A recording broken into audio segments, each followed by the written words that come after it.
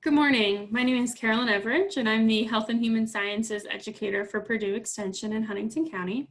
And today I just want to touch base with you all about some healthy eating on a budget, nutritional information, and how to get your kiddos involved in the kitchen with you for meal preparation. So I have a couple of different informational resources I'd like to share with you, and then just have a brief conversation about how you can use this information as you go forth with your children in your meal preparation.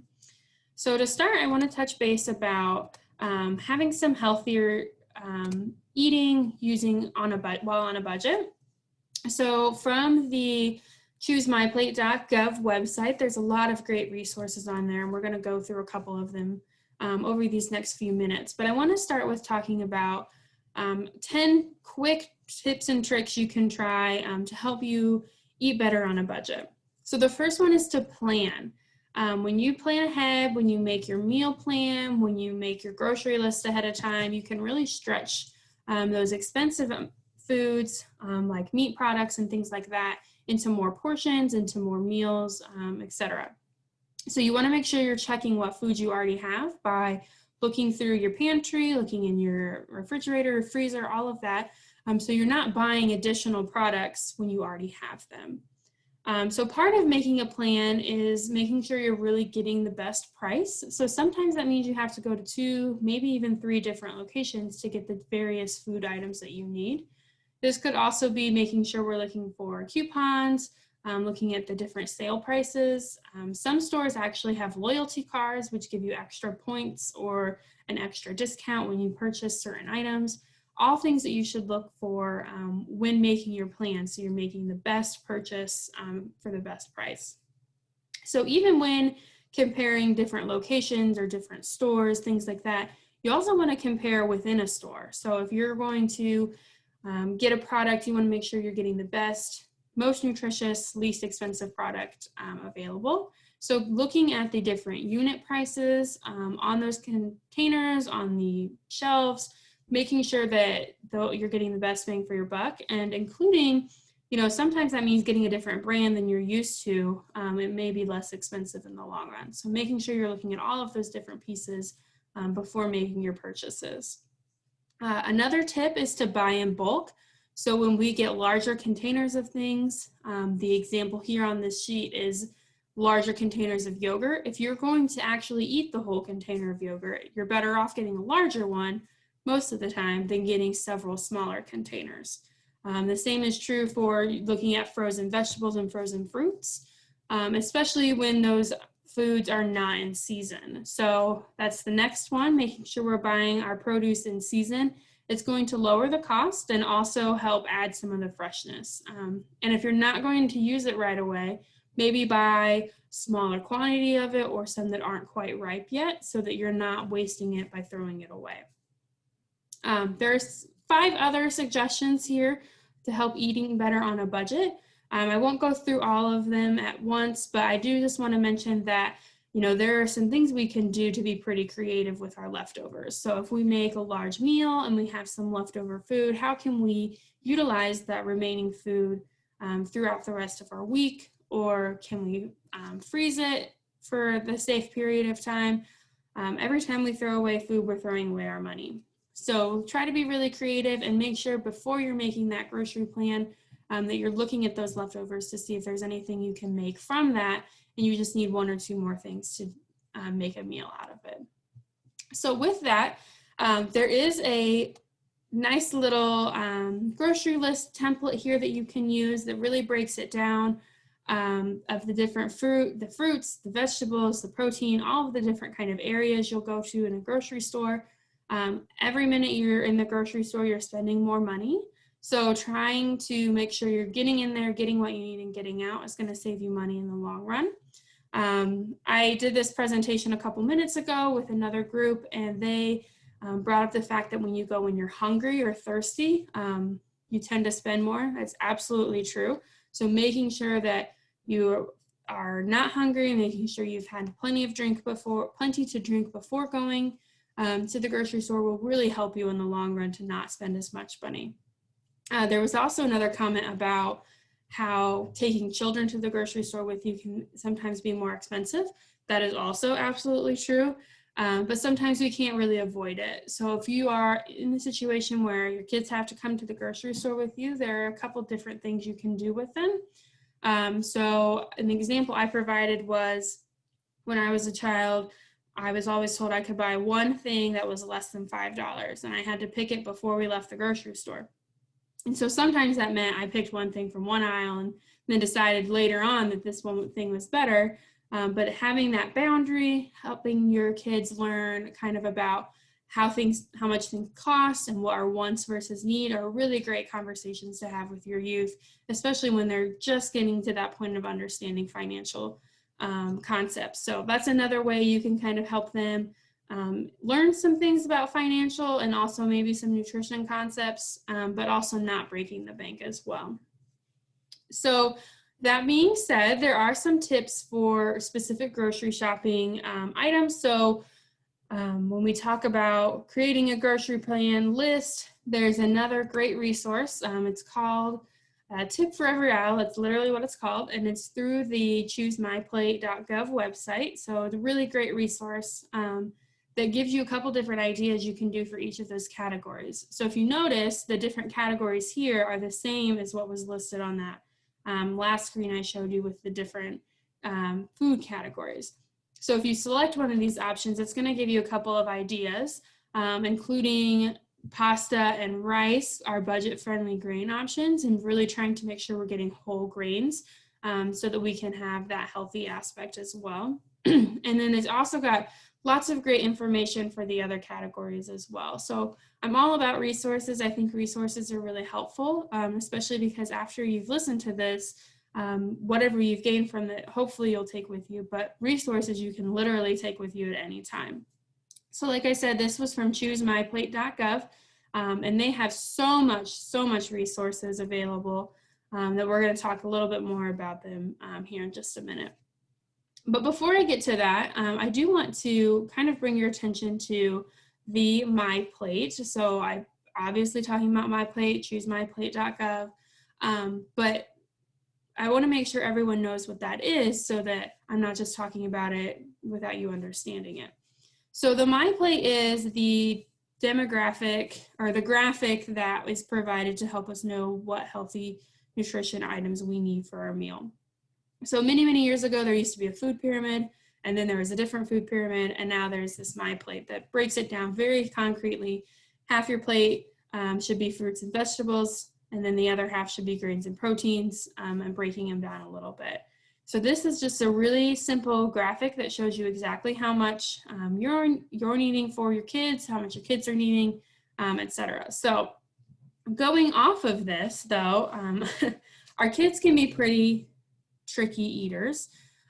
So there are a couple things we can do to help them engage in healthy eating and also even engaging in food preparation. So the first thing that we can do is helping them in deciding the meals. So if you have a young kid, maybe doing something fun like pick something that's the color purple and then having that be part of the meal, or pick something that starts with the letter A and having that be part of the meal. Getting them to be interactive in the decision making makes them more likely to eat the food as well. So sometimes though, we pick some letter or color food item and we don't know what to really do with it. So you can use this other resource, also through Choose My Plate, of all of these different recipes. And these recipes have all kinds of recipes. We have holiday recipes, we have desserts and snacks, different trends, all sorts of things. But they also have recipe videos. So maybe you're cooking with a child who isn't quite old enough to read the recipe yet. Having them watch the recipe video alongside you is another way to get them involved. So lots of different options and lots of really great recipes on this website. So I encourage you to utilize it because even with having different recipes, you know, sometimes our kids will be more involved that way. But there are other ways you can get your kids involved in the kitchen with meal prep, with meal planning, actual cooking, all of that. So I want to take you just through this one real quick here. So there are a couple tips and tricks that have been effective in the past, but that doesn't mean that this is the only answer for getting your kids involved. So one of the things you can do with your kids is help them build some basic skills. So perhaps you want to help them with their math skills, and you can help them with doing a couple of different things. Maybe your recipe calls for 1 cup of water. You can show them how to use a measuring cup, how to read, how to say this is 1 cup, and then letting them pour the 1 cup, if it's safe to do so, into whatever container you're using for your recipe. You can also help them with some counting. So say your recipe calls for 3 eggs. You give them the opportunity to count out the eggs, 1, 2, 3, and then they've been involved as well. Other skills you can teach them through recipe following or meal preparation is some reading and literacy. So see if they can listen to you reading the recipe and then repeat back the next step, or see if they can identify any of the words that are on the recipe sheet to get them engaged in that and working on those skills as well. So like I said, you know, kids are notoriously picky eaters. Sometimes we try everything we can think of and it never works. Just a couple ideas with that. This example on this resource suggests having the child play chef, who gets to sample all of the dishes to approve of them. So that's going to let your child sample them, so it's going to engage their sense of taste. It's going to get them to kind of think about, ooh, do I like this? What do I not like about this? And that's going to help them kind of continue being more adventurous with the foods that they're eating. I just mentioned, you know, it's engaging this child's taste sense. So that's something that young kids really love to learn by. They learn through their senses. They learn to see about what they're smelling and what they're tasting and what they're hearing. So if you can give them activities through the cooking process that engages those senses, maybe kneading dough or smelling the things cooking in the oven, lots of different options. If they smell it and they think it looks good, they may want to try it as well. The last suggestion I have as far as getting kids involved is really just letting them know that they're doing a good job. So this suggestion includes naming the dish after this child, so Will's Pizza or Ella's Salad, something like that. And then when the family is eating it together, they can really praise and provide that positive affirmation that this dish is delicious and you did such a good job, Will. Wow, it's so amazing. And it's going to continue to get them excited and build that confidence as well. So these are a lot of different ideas. You may have some of your own ideas that have worked with you and your kids in the past, and that's great. Whatever works for you is wonderful. So this resource here, kidshealth.org, provides you with some other ideas. If you have children that are older or younger than preschool, pre-kindergarten age, they have different breakdowns for those ages as well. So another great resource to check out. And then the last thing I want to kind of do is just wrap up with a discussion on nutrition. So when we're thinking about the food that we're purchasing and the food that we're providing for our children and our families, we want to make sure that we're doing that with healthy nutrition-focused choices. So I'm just going to walk through a nutrition fact label here real quickly. So these are on any pre-packaged food items. So it's not going to be on your fresh produce, but it would be on your frozen produce. So anything that is packaged will have a nutrition fact label. And every single nutrition fact label has to tell you how many servings are in the container and what the serving size is. So sometimes, you know, we think this object or this product is 1 serving, and then we look at the nutrition label and it's actually like 3. And then we end up eating the whole thing without realizing that it was 3. If we're looking at the nutrition fact label ahead of time, that'll kind of help prevent that. So we want to make sure we're looking at exactly how many servings are in the container and then also what the actual serving size is. Then you'll see the very big bold number on the nutrition fact label is the number of calories. So typically, according to the Standard American Diet, 2,000 calories is the general guideline for how many calories you should eat per day. However, every person is different, every child is different. So if you have specific questions about how many calories you should be consuming, please consult your healthcare provider or a dietitian, and they can kind of walk through that with you. underneath the calories section, you'll see these other different terms. You'll see things in bold like total fat, cholesterol, sodium, total carbohydrate, and protein. So these are all pieces that for a standard diet, we kind of want to make sure we're paying attention to.